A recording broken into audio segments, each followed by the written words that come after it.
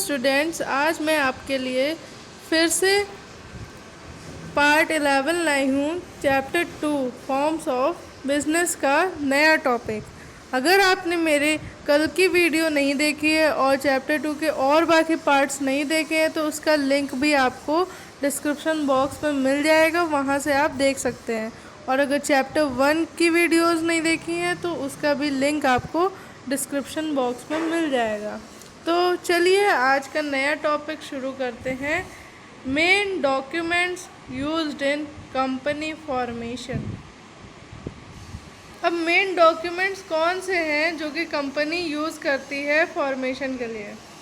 First, memorandum of association. पहला है memorandum of association. Now second is article of association. Third, prospectus. इन तीनों को अभी हम डीपली समझेंगे। First, memorandum of association. ये कौन सा डॉक्यूमेंट होता है?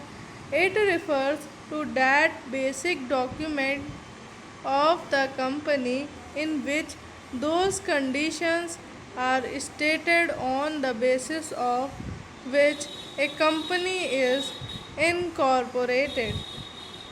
ये बेसिक डॉक्यूमेंट्स होते हैं कंपनी के, जिसमें टर्म्स कंडीशंस लिखी हुई होती हैं, जिसके बेसिस पे कंपनी को जो है इस्टेब्लिश किया जाता है रूल्स एंड रेगुलेशन फॉलो करके।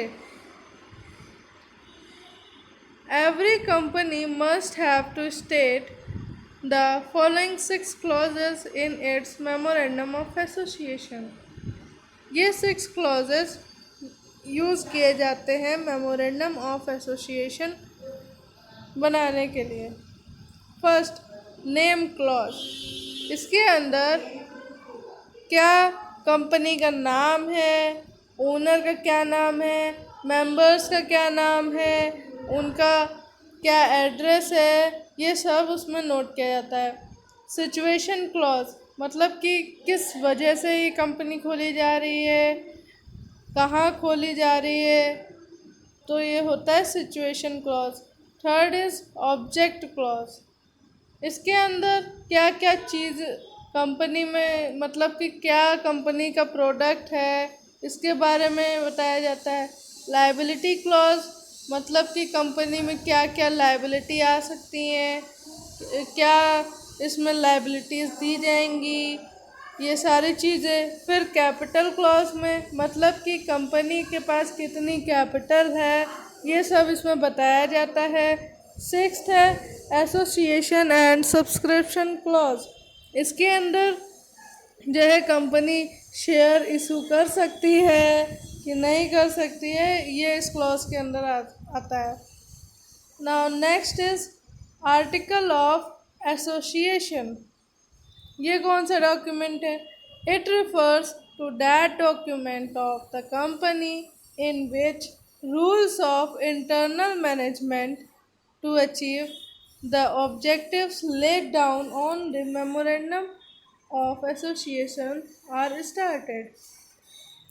ये ऐसा डॉक्यूमेंट है कंपनी का जिसके अंदर जो रूल्स हैं वो कंपनी मैनेजमेंट के अंदर के होते हैं, जिसकी वजह से हम कोई भी ऑब्जेक्टिव ईज़िली अचीव कर सकते हैं मेमोरेंडम ऑफ एसोसिएशन को स्टार्ट करने के बाद। अब इसके अंदर भी कंटेंट्स आते हैं, कौन कौन से हैं? First, division of various types of shares and rights of share holder. इसका मतलब ये है कि जो कई टाइप के शेयर्स होते हैं उनको हम डिवाइड करते हैं, और जो शेयर होल्डर्स हैं उनको भी राइट्स बताते हैं।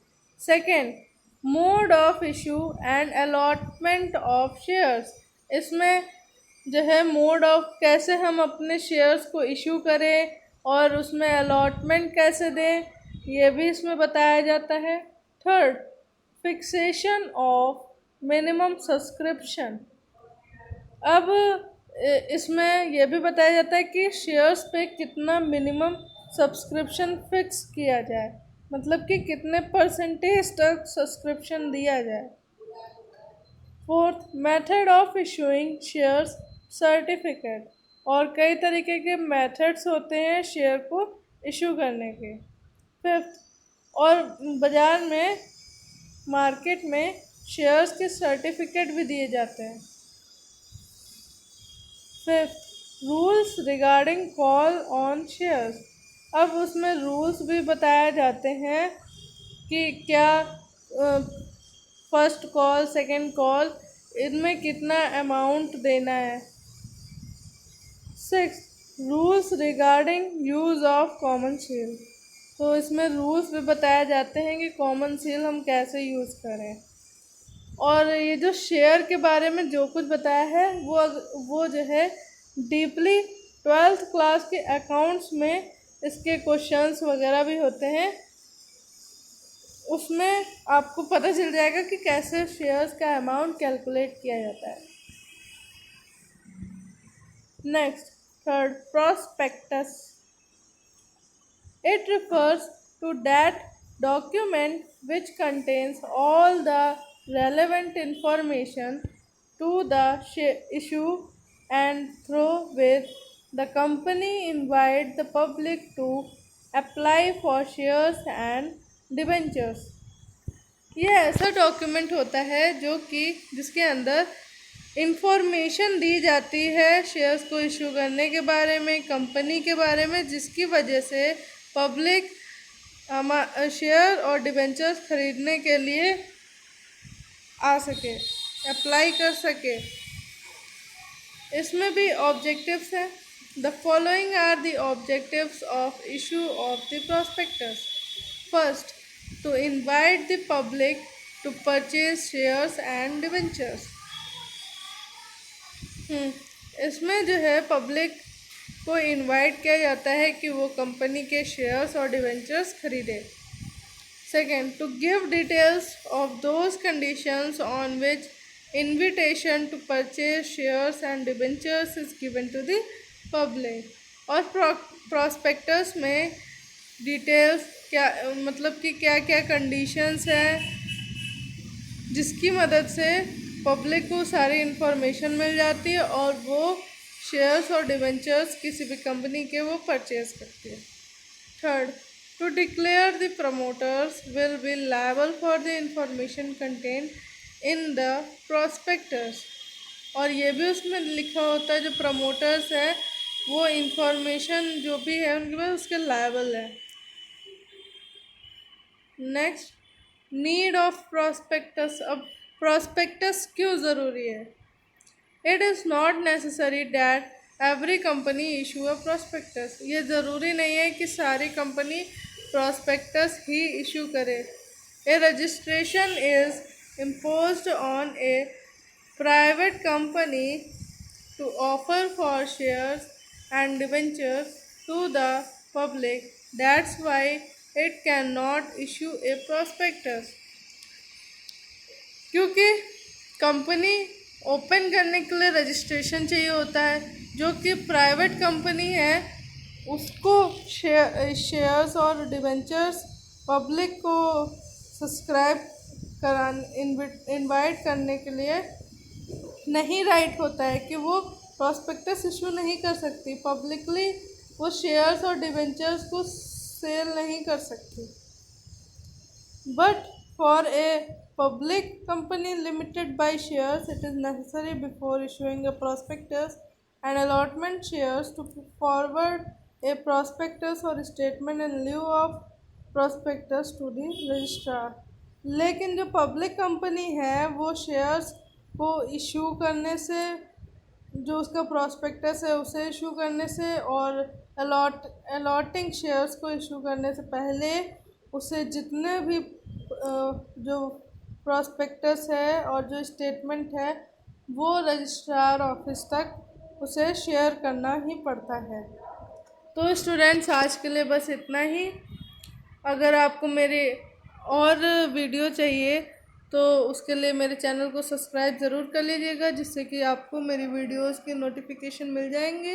अब चैप्टर 2 का सिर्फ एक ही पार्ट बनेगा, फिर उसके बाद इसके क्वेश्चन आंसर्स MCQ सीरीज़ भी कराएंगे। और अब से संडे को at 10 not 10 11 AM test was conducted, मतलब कि टेस्ट जो है लिया जाएगा संडे को, लाइव टेस्ट। तो आपको उस टेस्ट में अपना बेस्ट देना है। तो आज के लिए बस इतना ही। अब कल एक और वीडियो आएगी चैप्टर 2 की, फिर उसके बाद उसकी MCQ सीरीज़, और जो संडे को है चैप्टर 1 का टेस्ट होगा। तो आप जो है प्रिपेयर रहिएगा चैप्टर 1 के साथ, लाइव टेस्ट होगा। तो आज के लिए बस इतना ही। मेरे चैनल को लाइक करें, सब्सक्राइब करें, शेयर करें और कमेंट भी करें। अगर आपको कोई भी कन्फ्यूज़न होता है, कोई भी डाउट होता है, तो प्लीज़ कमेंट करके पूछा करिए। तो आज के लिए बस इतना ही। Okay, bye bye.